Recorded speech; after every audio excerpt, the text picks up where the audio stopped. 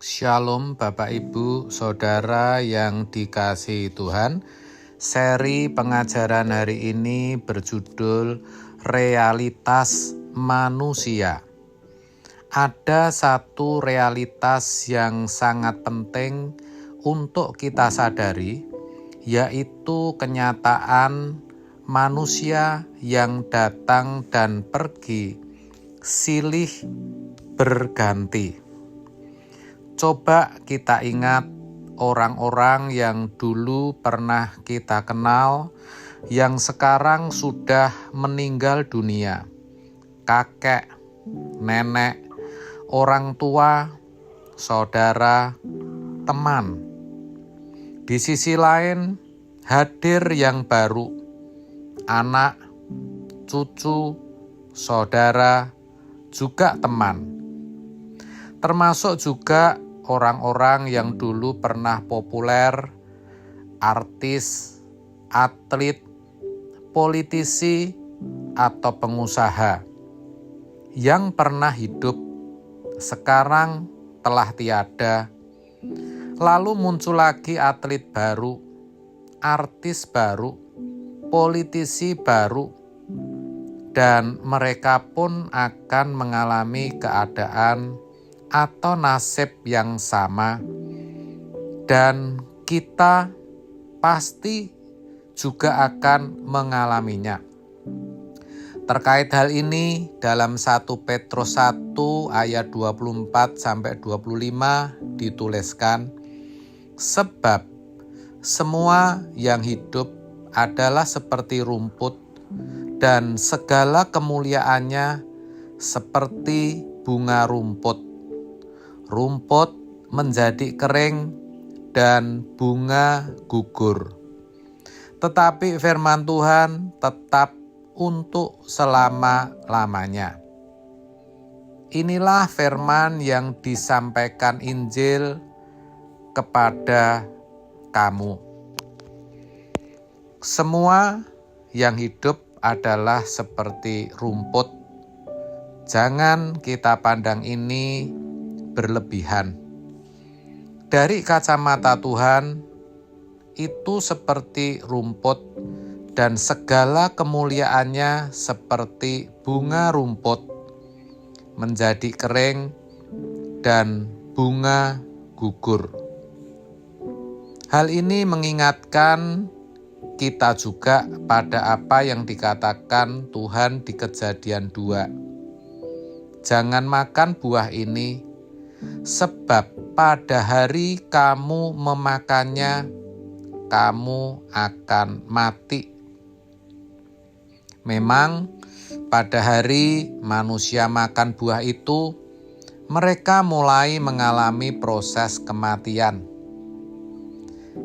Kenyataan ini mestinya membuat kita tidak sombong dan membuat kita menengadah kepada Tuhan. Kita seperti manusia lain datang dan pergi. Masalahnya, kita pergi kemana?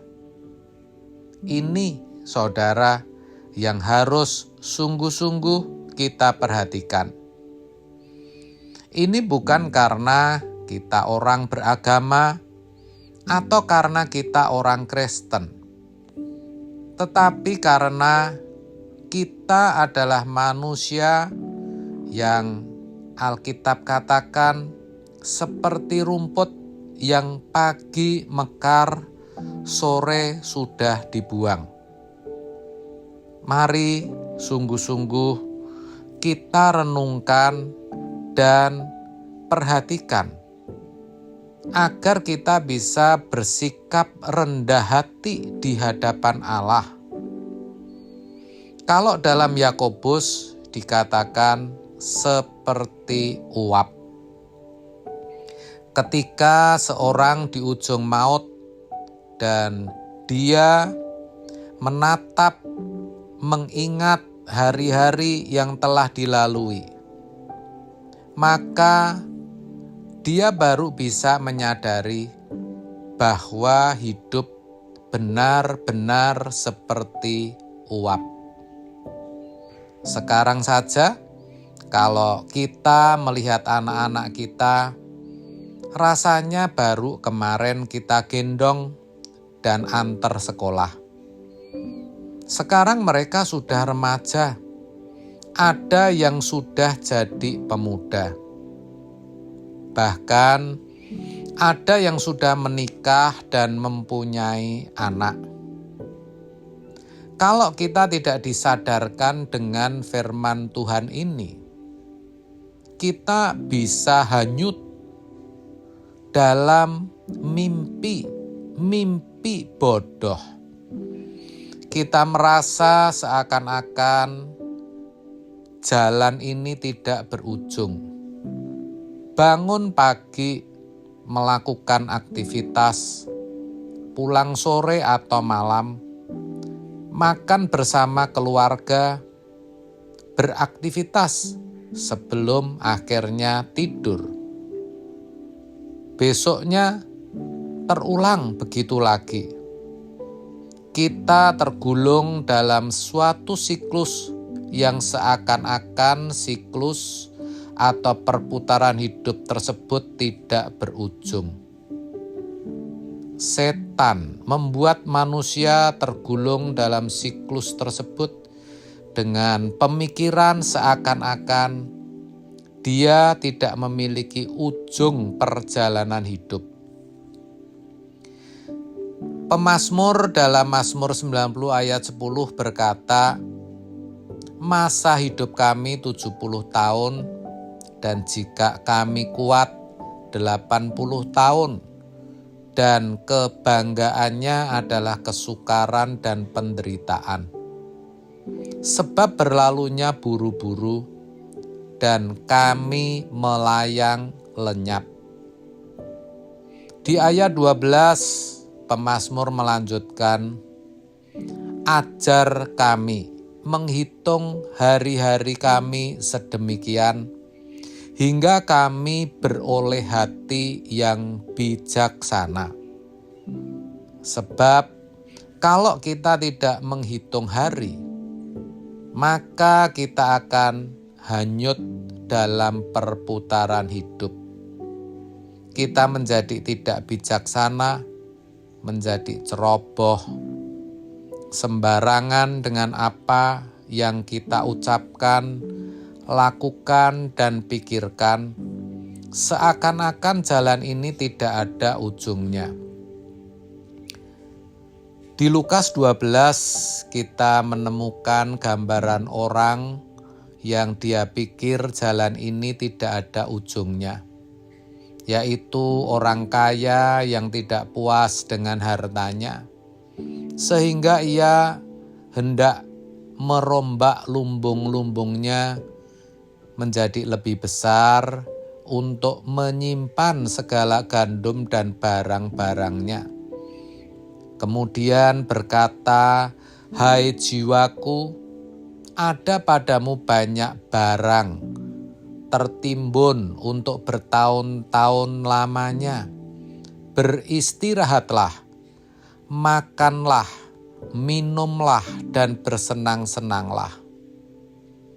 Pertanyaannya, sampai kapan?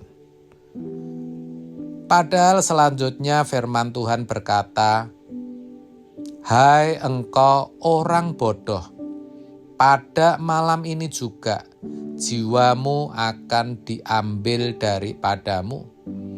Dan apa yang telah kau sediakan, untuk siapakah itu nanti?" Satu hal menarik, ada kata pada malam ini. Malam itu menunjuk kegelapan. Ini bisa berarti keadaan yang tidak diduga. Pada waktu tidur, artinya di luar kesadaran. Malam juga bisa menunjukkan ketidaktahuan karena kebodohan. Sebab itu, saudara, jangan kita bodoh. Kita harus bijaksana, mengerti realitas kita. Hidup ini datang silih berganti dan kita salah satunya. Kematian itu merupakan kepastian. Jangan bodoh. Jangan berpikir seakan-akan hidup ini tidak ada ujungnya. Kita tidak pernah tahu apa yang akan terjadi di depan. Itulah sebabnya kita harus mencari tangan yang kuat yang bisa menopang kita, menopang hidup kita di bumi ini, juga menopang hidup kita di balik kubur, di kekekalan. Karena itu, kita mau dengan rendah hati berkata, "Pegang tanganku Tuhan."